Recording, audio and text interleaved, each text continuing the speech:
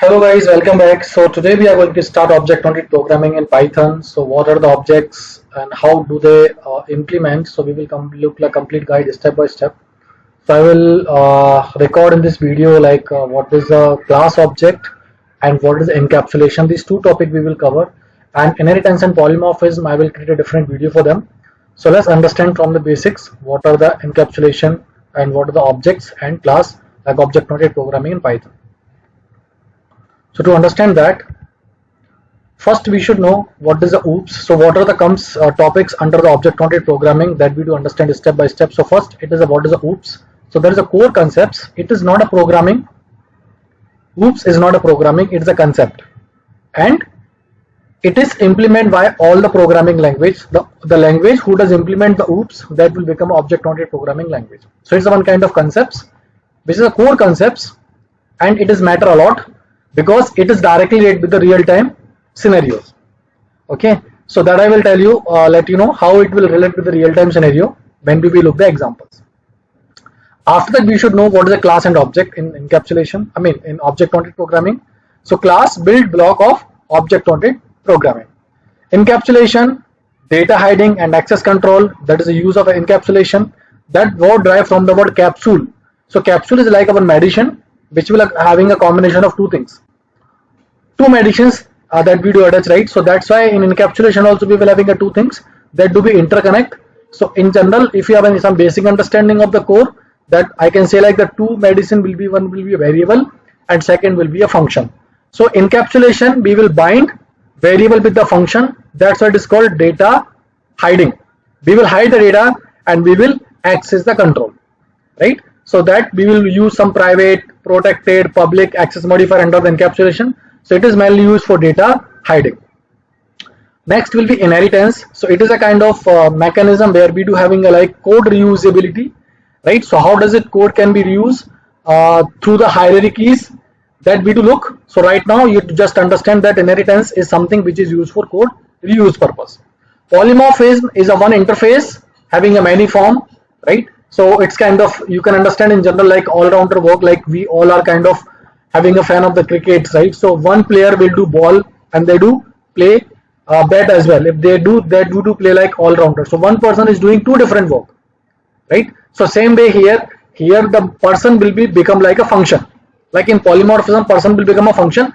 If one function is doing two different activity, then its behavior of is called polymorphism behavior. So how this one function will do a two different activity, that do we look in polymorphism, right? Next will be abstraction, which is used for hiding the complexity, right? There we do use abstract functions, kind of them, and advanced topic like decorators, design patterns. These are like Dinder methods. So that is a kind of advanced topic that also we do look on it. So if you want to cover object-oriented programming, you must be familiar with this all 7 topics. If you know all 7 topics, that means you are good to go with the object-oriented programming. You can crack any of the interviews like that. Okay. So now let's start with the object-oriented programming first. So first chapter we have object-oriented programming. So first, object-oriented programming is a programming paradigm that organizes code around objects, right? Real world entity. So first of all, everything whichever we want to relate in the program, and if you are going to use object-oriented programming, that means we have to relate them with the objects. So what is the object? Object is like a real world entity. What is a real world entity? That means the things which is present in the universe, which is present in the real world, like in this earth, that is called real world. Like for example, everything whichever we are seeing, like for example, it could be a word, it could be animal, it could be person, it could be humans, it could be chair, it could be table, which we can use for different purpose. So that is called like an object only. A student, employee, everything is like objects, right? So here object is nothing like a real world entity which can be feel, which can be touch. That is a real world entity. So we to design a projects for like e-commerce project. So in e-commerce project, every item which do we can buy, which do we can sell, that is a kind of object. If I will design application for banking application, so everything whichever like employees, who is going to use employees, and the like amount which we are going to transfer, withdraw, they all are become a kind of objects, right? And then if you're going with the medical, then medical we having like patient, we will having a like doctors, they will become objects. So that do we relate with the real world. So that's why it is called object-oriented programming, right? So object is nothing like a real world entities that combine data, attributes. So data, that is called attributes, which is called like variables also. So attributes will become a variables if it is coming in the programming, and behavior, which is called method, and that is also called like function. So attribute means like a variable and method means like a function, right? So real world entity that combine data and behavior. So that means object oriented programming will combine variable and methods, right? Variables and functions. So making program modular, reusable and easier to maintain. Because of that only we are going to use object oriented programming. And these are for the pillar of the object oriented programming. If you want to understand object oriented programming, you must know what is encapsulation, what is inheritance, polymorphism and abstraction. If you know, that means fine, you are good with the object oriented programming. So real world analogies like car is an object, it has attribute like color, speed, and method is having a like what is start and brake. So car can be start, car will having a brake function. So these are the functions of the car. What is the attribute of the car? That could be a color and speed. And car is a kind of class only, right? Car is a kind of class. So that way you can understand with the real object oriented programming with the class and object. Now let's understand with the class and object. So what is the class and what is the object? So the blueprint and the instance. So class is like a blueprint and object is like a instance. So that is a, I can say like another name of class and object, right? So how can we represent that in the form of program? So we can understand like this way here, class and object. So what is a class? Class is a blueprint or template for creating object. It defines attribute and methods like a function that object of the class will have, right? So that means the class will having a like two things, data and function. If it is having a this, that is called class. And one thing I want to tell you, class is like a logical entity. Class is like a logical entity. What does it mean? Class will be present in logical way, but if you want to make it physical, that means it could be made in the form of objects. So object is a real entity, real world entity, and class is a logical entity. So that is also where we can differentiate both of them. So object is an instance of a class, concrete entity create from the blueprint with its own unique data values, right? So whichever data we have, like for example the car we have, right? So we took a car having a like color and speed. So we know, right, every car will having a different color and different speed, right? So that means if I will say color red having a speed 120, second color I can say like yellow with speed. So that means every object will define, like for example here if I will talk about class car. So car is like a class, right? But what is the name of the car? I don't know. Like if you will tell name of the car, what is the color of the car, what is the speed of the car, that will give by the object only. So that means if I will say car, there is no object. Like if I do not know that car is from BMW, that car is from suppose Mahindra, that car is from Suzuki. So if I do not know the exact name of the company or the color of the car or speed of the car, that time that will become a logical entity. So right now you just have to think. So here car is like kind of class which could be give us some kind of objects. It could be different kind of objects that do we look later on. Okay, so that's why I'm saying here class is like a logical entity and object is like a real entity. So real world means house blueprint, object is like actual house built from it. So that's I took a here car, right? So let's say class car and let's understand with the one example. So here we are defining, right, underscore init underscore. So what is this actually? Def. So it is a one kind of function which is a special function which could be defined in the class, that is called constructor. What it is called? Constructor. So here whatever we are defining here, init is like a one constructor which could be used to initialize the variable. What does it do? It does initialize the variable. So here I am using two variables, brand and speed. So car is having a one brand and having a one speed, right? So car is having a one brand. So here we are initializing, and self is one kind of that is a reference that will hold current object address. So that way we do understand. So whichever we are defining from this here to here, like this three lines. So this is one kind of special function you can understand, which is like a constructor. Constructor is not like a function, but it is having no like behaving like a function only, but it is having a some differentiation. What differentiation? Function may having a name in Python, but constructor always having a use with the init, right? There is no name of this constructor. So I can say that if something you are starting with the init, it means initialize. So init is having a short form, the acronym, and the full form of init is initialize. What it will initialize? It will initialize the variables. This is nothing like a brand and speed. So here we are having a brand, so brand will be initialized and speed will be initialized. And drive is a one kind of function which will simply giving me a like brand with a specific driving. So now let's understand with one example. So now let's understand with one example. Like for example, there is a one car class, and here we use indentation. So we are using like colon, and whichever we define, you can say that it is inside the class only. So from this line to that line, that everything in the class, and whatever we are writing, that is outside the class. It is not a part of the class. So class will having two things: body of the class, and we do write something outside the class also, right? So from this def and this div, these are the part of the class, and this is the outside of the class. So in the class, what we are doing, we are simply creating a one constructor. Constructor is having like brand and speed, and is having like two variable, initializing of the variable, and having a one function like drive, which is simply printing a one statement like that. So here we are writing car1 equal to car and with a specific name. So first car we are taking type of Toyota.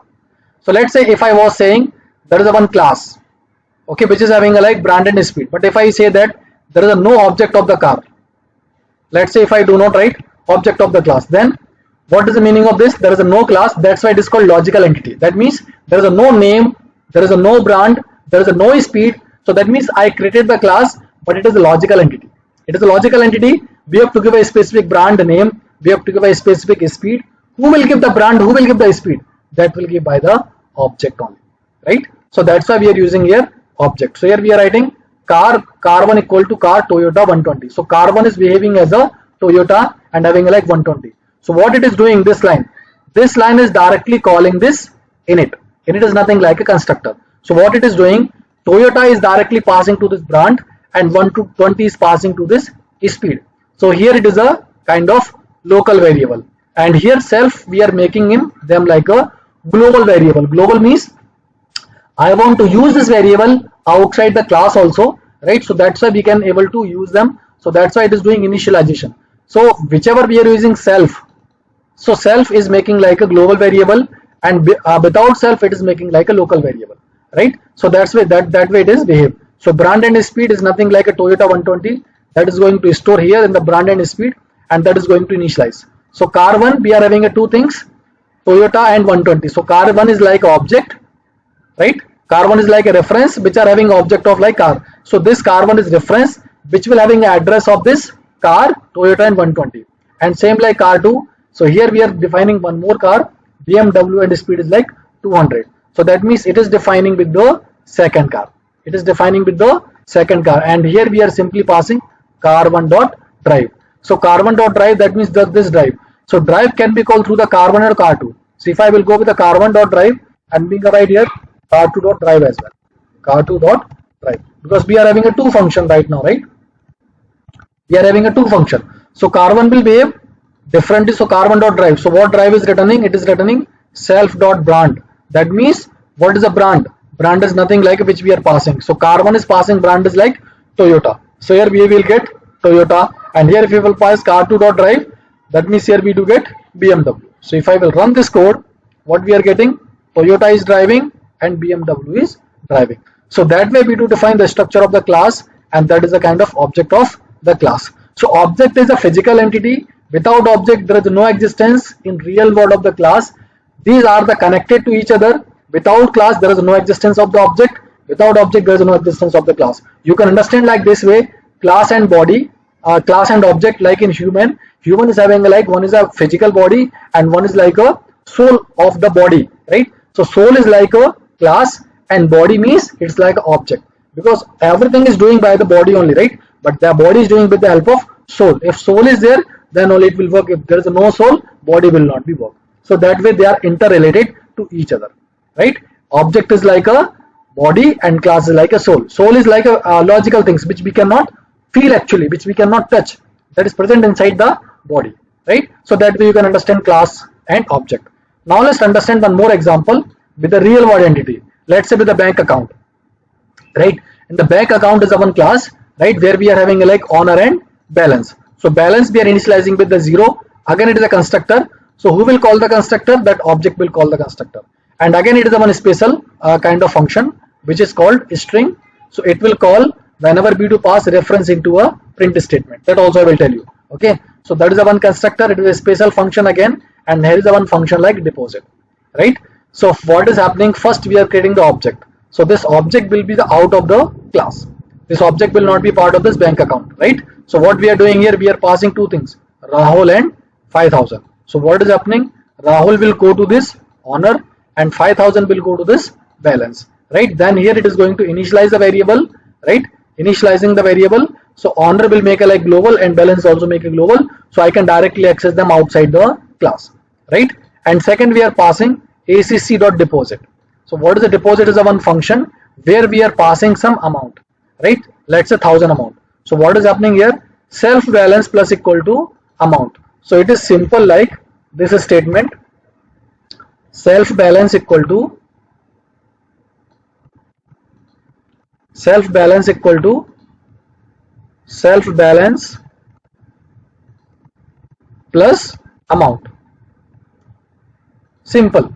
So what this plus will do, whatever we have at just initial value, right? So at beginning we have given the 5000, right? So and next what happened? So 5000 will be already there in the balance, right? Now we are passing a 1000 and 1000 is taking as amount. So what amount is doing? So this whatever we have balance, so balance we having a like 5000. So 5000 plus amount we do pass like 1000. So this account of deposit, it will call the deposit function. In the amount it will pass 1000 and 1000 will be added with this particular balance. So 5000 plus 1000, 6000, 6000 will store into this balance, and here we do get print acc. What at this line will do? Print acc will print this, they call this particular function. So here it will return self.honor. Self.honor means Rahul, and self.balance we do get 6000, right? So we do get Rahul colon 6000. So who is displaying that? That is displaying by this particular str function.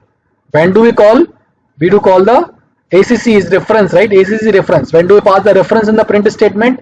Then only this str will be called. So this is calling by the object. So first we are creating object, then this constructor will call, right? Then we are calling deposit will call. If we are calling the print statement, then it is calling the str and it will display the Rahul and 5000. So that way this class and object does work.